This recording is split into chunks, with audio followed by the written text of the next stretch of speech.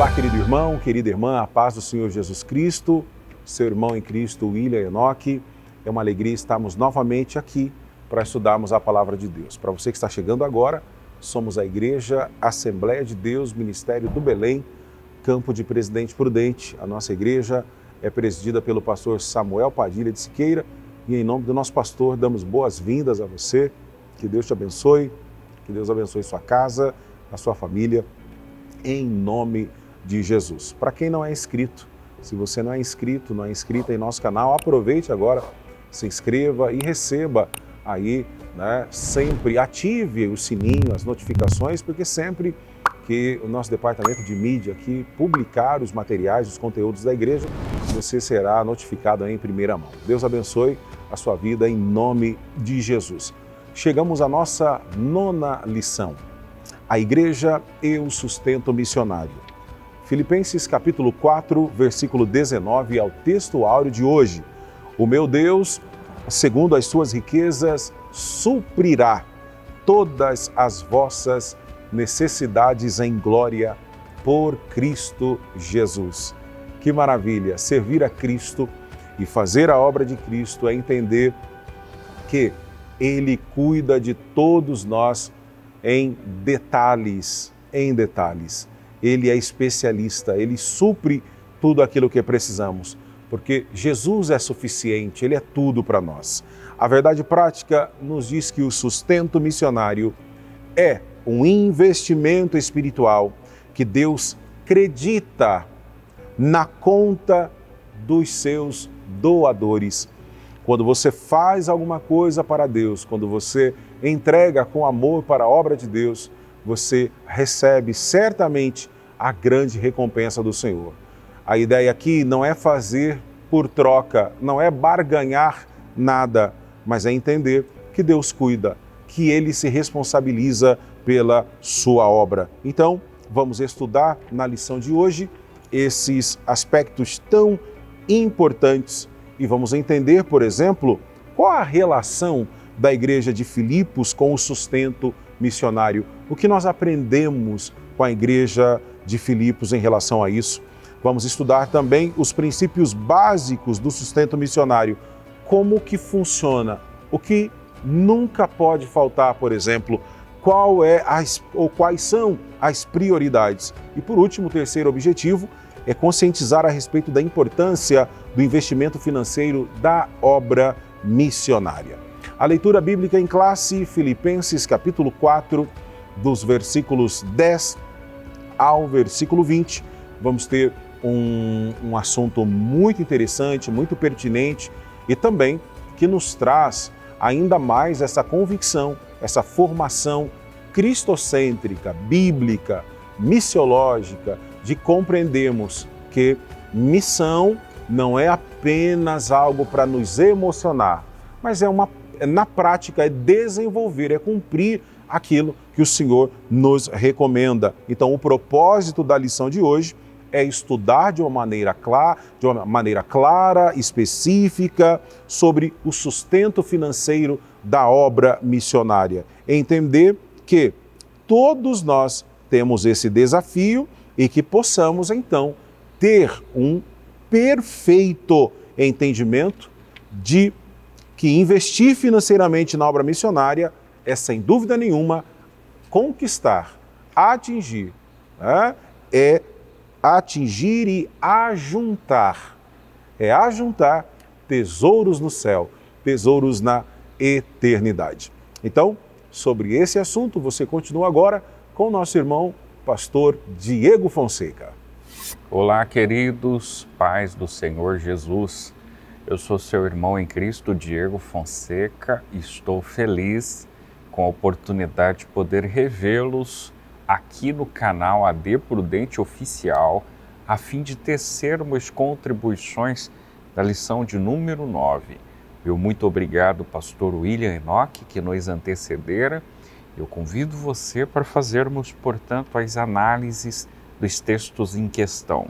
Lembrando, como já dito, que hoje em especial falaremos sobre a igreja e o sustento missionário. Pois bem, introdutoriamente, o propósito de hoje é, de alguma maneira, de alguma forma, perpassarmos pelo sustento financeiro da obra missionária no cenário atual. Isso por vias de Filipenses, ou por que não dizer das cartas, ou carta que Paulo dirigira a Filipos, dos princípios básicos estabelecidos ao longo da proposta paulina e do entendimento existentes entre a igreja de Corinto e de Filipos a respeito da consciência missionária. Pois bem, num primeiro momento, vejamos que o assunto inicial fala sobre a igreja de Filipos e o sustento missionário. A princípio, Paulo e a igreja de Filipos. Ora, Paulo aceitou, conforme nós lemos na leitura bíblica em classe, a oferta dos crentes da igreja de Filipos, uma oferta que lhe foi entregue de uma maneira voluntária e deliberada. Oferta essa, como apresenta o próprio depoimento paulino, capaz de lhe dar o sustento necessário. Nós temos o hábito, especialmente no capítulo 4 da carta de Paulo aos Filipenses, de nos restringirmos, me permita respeitosamente lhe incluir nesse pensamento, nos versículos 10 a 13, dada a autenticidade, dada a graça, a forma como Paulo manifesta o seu pensamento entre esses textos que me referi. A essa altura, para lembrá-los, vocês devem se recordar que Paulo apresenta uma espécie de contentação com o que tem, tanto há momentos de fartura, quanto há momentos de necessidade. O versículo 13, talvez ponto-chave ou ápice da discussão, apresenta um Paulo que confia e que assegura que pode tudo naquele que lhe fortalece. É um hábito que temos compreender a leitura de Paulo a essa altura, até o verso 13, porque são textos que de alguma forma se tornam lampejos, afixam em nossa memória. Agora, notem os senhores que se prosseguirmos com as leituras a partir do verso 14, Paulo faz uma espécie de contraponto. Ele diz, mas, contudo, porém, todavia, fizestes bem em tomar parte na minha aflição. Isto é, Paulo começa a dar um depoimento, em especial à igreja de Filipos, depoimento de gratidão, porque aqueles irmãos tiveram sensibilidade para entender a realidade de Paulo e compartilhar por meio da solidariedade aquilo que lhe era necessário para o seu sustento. De maneira que Paulo está tão constrangido, por assim dizer, com o comportamento dos irmãos filipenses, que no verso 19 ele crava um outro clichê. O meu Deus, segundo as suas riquezas, suprirá todas as vossas necessidades em glória por Cristo Jesus. Nós temos um outro hábito de recortar com especificidade o verso 19, dada a oportuna mensagem dirigida por Paulo aos Filipenses. Mas, por vezes, nós acabamos extinguindo os versos 14 a 18, que são textos onde Paulo explicita sua gratidão ao comportamento solidário dos filipenses. O que quero dizer com isso? Duas coisas. Em princípio, entendamos que Paulo, em momento algum, rejeitara a oportunidade que tivera de receber para o seu sustento a oferta da igreja de Filipos. Isso é extremamente necessário e importante para ele e para o nosso entendimento. Por outro lado, entendamos que o resultado da bênção que supre todas as nossas necessidades, ela acontece depois de gestos que nós, enquanto cristãos semelhantes aos filipenses, manifestamos na obra de Deus. Sabe aquele texto concebido por Tiago, quando ele diz que a fé sem obras é morta? Pois bem, nós não somos salvos pelas obras, isso está muito claro. Isso é por meio da fé em Cristo, no seu sacrifício vicário, no seu processo ressurreto. Mas nós fomos salvos para as obras. Portanto, nós temos uma missão. Não obstante sermos salvos, somos salvos para uma missão. Missão essa explicitamente percebida na igreja de Filipos, missão essa que precisa ser de igual modo explicitamente percebida em nós, na igreja do século XXI. Tópico, ou por que não dizer o ponto seguinte, fala sobre o privilégio de participar do sustento missionário. Veja que os membros obreiros da igreja local têm agora o privilégio de participar do sustento, do apoio, não só ao missionário, como a todas as famílias enviadas ao campo por meio da secretaria ou do departamento de missões da igreja local. Só para que vocês tenham acesso a uma espécie de detalhamento, muito embora parte dos senhores, ou por que não dizer todos, talvez seja um exagero dizer todos, mas boa parte dos irmãos que assistem a essa programação possivelmente saibam que a nossa igreja aqui em Presidente Prudente, por meio da diretoria de missões, sustenta há anos missionários internos e externos. Eu quero lhe apresentar alguns dados. Nós temos missionários na Bahia, no estado do Sergipe, aqui no Brasil.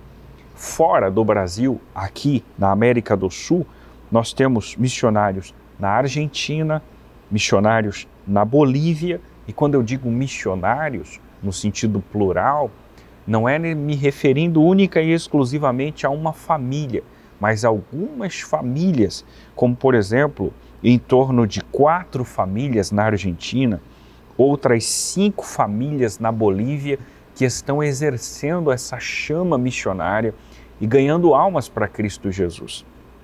Para além do nosso continente, especialmente na Europa, nós temos missionários na Espanha.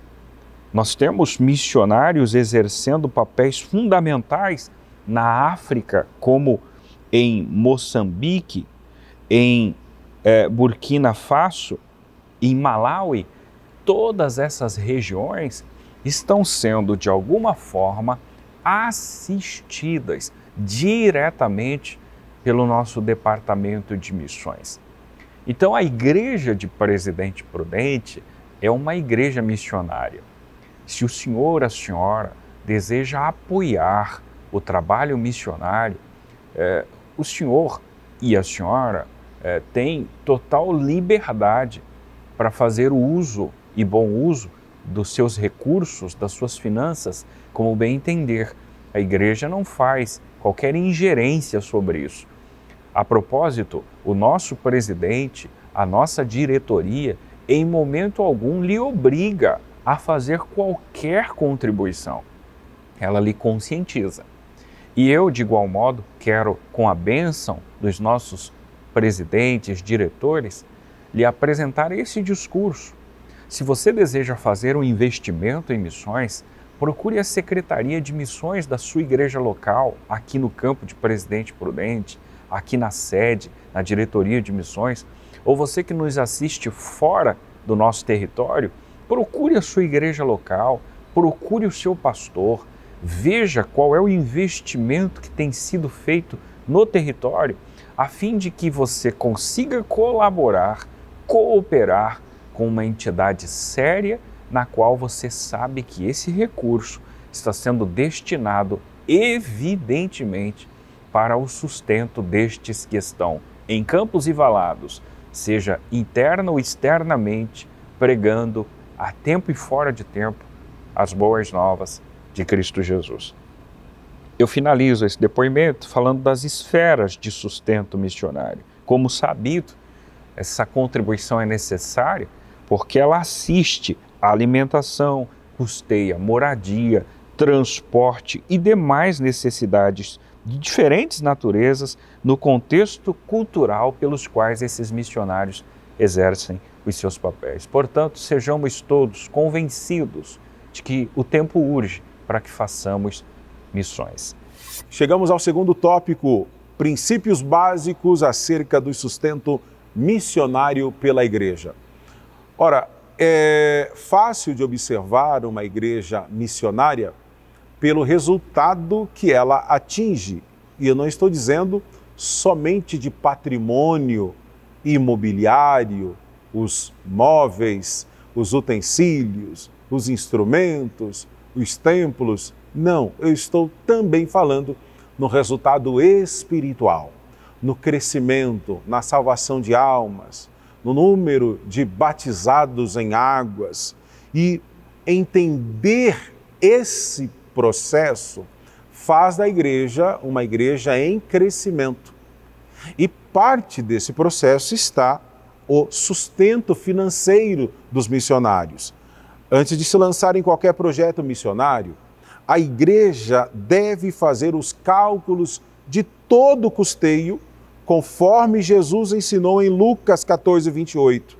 Então, é necessário estudar o padrão de vida do país, é necessário saber como que a igreja irá cumprir com todas as recomendações ou tudo aquilo que prometeu a esse missionário enviar como sustento, como garantia, também estabelecer um contrato com todas essas exigências, essas tratativas, né, para que, em acordo com o missionário e a sua família, tenha então essa certeza de que a igreja tem essa responsabilidade e que ela cumpre com todas essas prerrogativas. Agora, tudo isso, além de a certeza do chamado, de muita oração, da confirmação de Deus, tudo deve ser feito com muita clareza, com muita correção. E é nesse sentido que a igreja local envia e ela assume e mantém o missionário no campo com essa responsabilidade financeira. Esse compromisso deve ser ajustado periodicamente de acordo com a necessidade. Após um exame criterioso dos custos da obra a ser desenvolvida, tais como o transporte do missionário, a sua saúde, a sua segurança, o local de atuação, a moradia, a educação dos filhos, né? Todas essas garantias e tudo aquilo que seja relacionado à instalação do missionário com a sua família nesse outro país. Isso vai trazer respaldo à obra missionária. Isso permite que o missionário tenha tranquilidade para desenvolver um trabalho com excelência para a obra de Deus, até que ele atinja a condição de se autossustentar e também de prosseguir esse mesmo projeto, que é continuar dando assistência a novos obreiros em todas as áreas da sua vida. Agora, existem princípios básicos do sustento do missionário. Com base em Filipenses, no capítulo 4, que nós lemos na leitura bíblica em classe, nós temos alguns princípios. Então, primeiro, o suporte financeiro deve ser feito de modo organizado, sem ignorar a carência e as necessidades dos missionários no campo. Então, é entender que o missionário, ele enfrenta agora uma nova cultura, um novo ritmo, novos hábitos, a alimentação, você tem um custeio diferente. Outro detalhe, o sustento deve ser coletado nas igrejas e entregue regularmente aos missionários, sempre de um modo eficiente e também responsável. Hoje nós temos a tecnologia, né, que facilita uma transferência, diversos meios. Nem sempre foi assim. Antes tinha todo um sistema muito mais burocrático ainda, mas graças a Deus que existem ferramentas que permitem, né, com que esse recurso chegue ao missionário de uma forma mais ágil, mais prática, sempre com muita responsabilidade.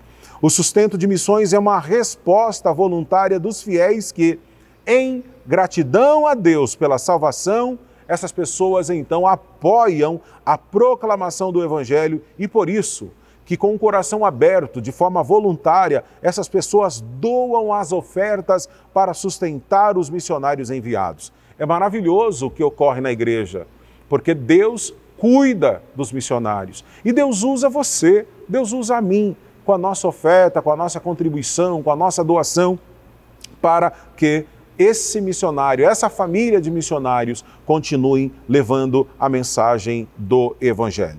Outro princípio é que o sustento deve ser mais do que o básico.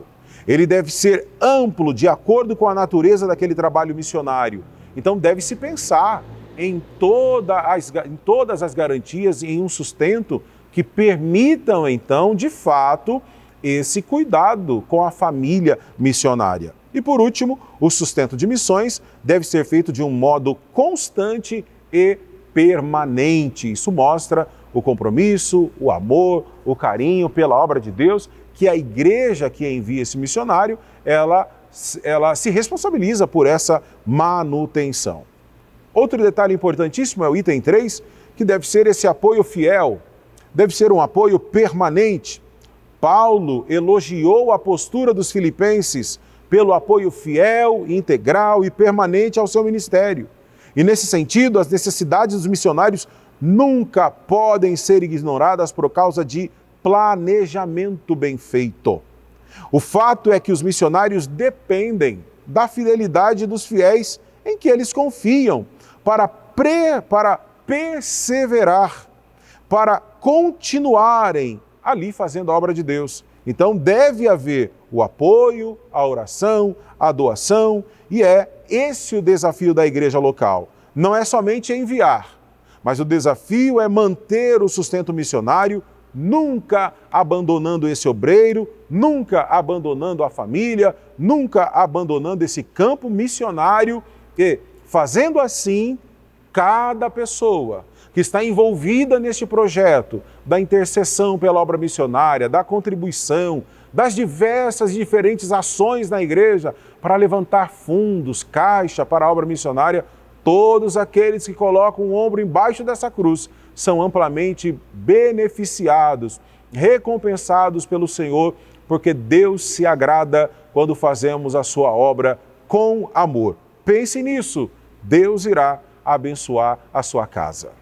Muito bem, queridos, estamos de volta para apresentar o último depoimento da lição de número 9, falando acerca do aprendizado a investir ou do investimento na obra missionária.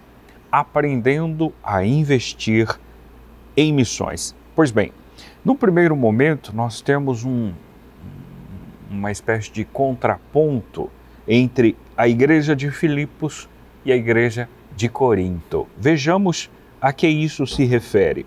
Ao contrário da igreja de Corinto, a igreja de Filipos era um exemplo de generosidade missionária. Nós acabamos de fazer um depoimento, há momentos atrás, no tópico inicial, da forma como os filipenses entendiam a necessidade do sustento de Paulo. E fizeram isso com legitimidade, fizeram isso com voluntariedade, com disponibilidade. A igreja de Corinto, diferentemente disso, não obstante ser uma igreja que demonstra a abundância dos dons e do conhecimento das coisas de Deus, foram insensíveis no quesito sustento financeiro do ministério de Paulo.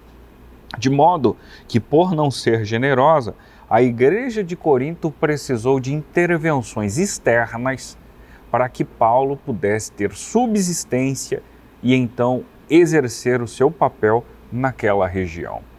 Por isso, nós fizemos aqui a dissociação entre o comportamento de Filipos enquanto igreja e o comportamento de Corinto enquanto igreja. Elas são dissociadas.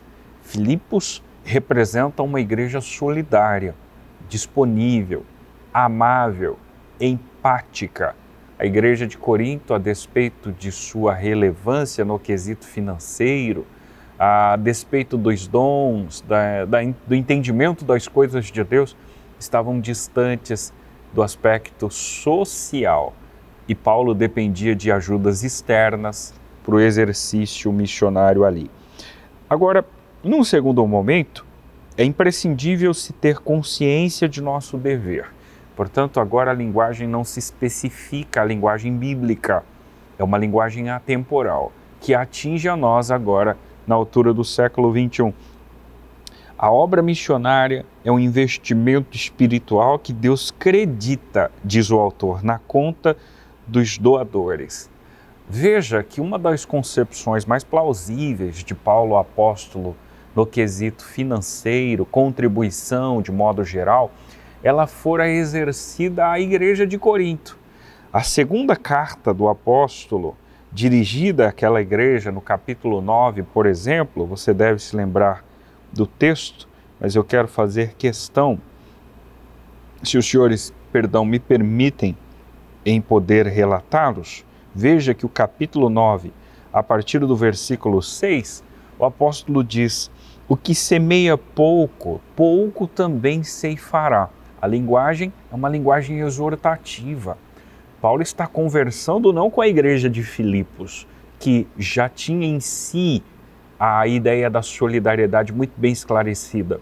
Paulo está dialogando com a igreja de Corinto, que ainda tinha dificuldades para incorporar e internalizar essa compreensão.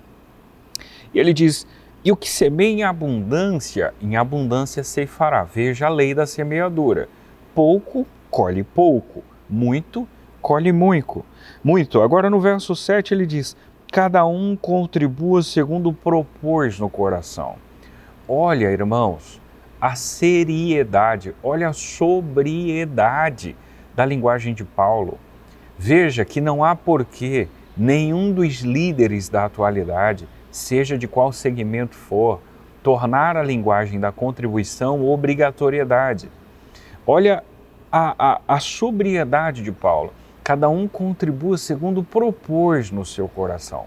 E não o façam com tristeza. Isto é, poxa, eu estou um pouco chateado porque preciso colaborar. Não faça por tristeza, nem por necessidade. Olha, eu estou precisando, então eu vou investir como se fosse uma bolsa de valores e isso vai me dar um retorno imediato. Não faça barganha com Deus. Não contribua com tristeza, muito menos por necessidade. Paulo deixa claro: Deus ama ao que dá com alegria. Portanto, irmão, se a irmã deseja cooperar, em especial com as missões, faça isso com alegria, faça isso com voluntariedade. Mas ele segue dizendo, e eu fecho o raciocínio nos textos seguintes: e Deus é poderoso para fazer abundar em vós toda graça, a fim de que, tendo sempre em tudo toda suficiência, abundeis em toda boa obra. Veja os resultados dessa contribuição. É a fala de Paulo. Esse ato nos dá certeza, conforme aborda o apóstolo lá em Filipenses capítulo 4, verso 19, que esse Deus suprirá todas as nossas necessidades, não os nossos desejos. Todas as nossas necessidades serão supridas. Essa é a nossa fé, essa é a nossa crença, essa é a orientação que nós recebemos por meio de Paulo, o apóstolo. Eu quero finalizar o raciocínio destacando as pessoas que financiam a obra divina. Em Lucas capítulo 8, os versículos 1 a 3, o texto demonstra um grupo de mulheres que acompanhavam o ministério de Cristo e dispostamente sustentavam a Cristo e aos seus discípulos no exercício de seus ministérios. A responsabilidade do financiamento é algo que podemos rastrear antes da fundação da igreja, que se dá especificamente em capítulo 2 do livro de Atos dos Apóstolos. Perceba que o próprio Cristo Jesus, não obstante ser Deus, foi assistido por uma comunidade que sequer ainda havia uma espécie de regras, dogmas determinados para uma igreja, mas já havia solidariedade no coração, sensibilidade, amabilidade. E Cristo e seus discípulos foram assistidos por elas. De modo que eu finalizo a exposição destacando ou ratificando aquilo que o autor propõe, que é uma fala de Hudson Taylor, missionário inglês na China, que diz: a obra de Deus, feita segundo a vontade de Deus, jamais terá falta dos recursos de Deus. Vou repetir: a obra de Deus, feita segundo a vontade de Deus, jamais terá falta dos recursos de Deus. O nosso Deus é aquele que cuida, é aquele que zela, é aquele que chama e é aquele que envia. Portanto, tanto os que estão na condução da secretaria, da diretoria de missões, tanto aqueles que estão sendo comissionados para essa tarefa, quando interligados, unidos pelo mesmo Espírito, serão assistidos pela mão do Todo-Poderoso. Deus há de dar, Deus há de enviar, Deus há de fazer prosperar tanto a secretaria na questão ou no quesito ou no caráter mantenedor, quanto estes que abdicaram ou simultaneamente, como lido na lição passada, exercem, enquanto fazedores de tendas, as missões em campos e valados, experimentarão o cuidado do Deus Todo-Poderoso. Que Deus em Cristo lhe abençoe e que esta bênção recaia sobre si e sobre toda a sua casa. 3, 2, 1. Encerramos a lição de hoje dizendo que todos nós que fazemos votos com a obra missionária, que nos entregamos à obra de Deus, colaborando, contribuindo, nós já desfrutamos das bênçãos do Senhor e por isso continuamos fazendo com alegria. Os nossos dízimos, as nossas ofertas são uma maneira de reconhecermos a soberania de Deus, reconhecemos a grandeza de Deus em nossa vida e é a vontade divina a salvação dos perdidos na terra. Para que essa meta seja alcançada, o Senhor Deus, Ele conta com cada um de seus filhos. Ele conta com todos os seus dons, Ele conta com os nossos talentos. Deus conta com você para entrar no seleto grupo de mantenedores da obra missionária. O Senhor nosso Deus conta conosco para juntos fazermos chegar Bíblias, literaturas, chegar também os missionários aos povos que ainda não foram alcançados com a mensagem de vida eterna. E você pode do outro lado dizer: eu não posso ir, eu não posso chegar lá, mas você pode colaborar. Você pode contribuir, você pode ser um instrumento de Deus, você pode ser um mantenedor, você pode ser um doador da obra de Deus e desfrutar das bênçãos, das vitórias que o Senhor nos prometeu. Vamos orar? Querido e eterno Deus, nós te agradecemos por este espaço, por este momento que tivemos juntos aqui na Tua presença, lembrando, Senhor, do grande investimento que o Senhor fez em nós, enviando, ó Deus Pai, o Teu Filho Jesus como nosso maior missionário, o maior exemplo, para vir a este mundo nos resgatar, se entregar por nós, morrer no nosso lugar, mas ressuscitou e está vivo, nos garantindo vida e vida com abundância. Que possamos continuar sendo mantenedores, doadores, colaboradores da Tua obra e que possamos fazer com amor, Senhor. Nós, neste momento, pedimos a Tua graça.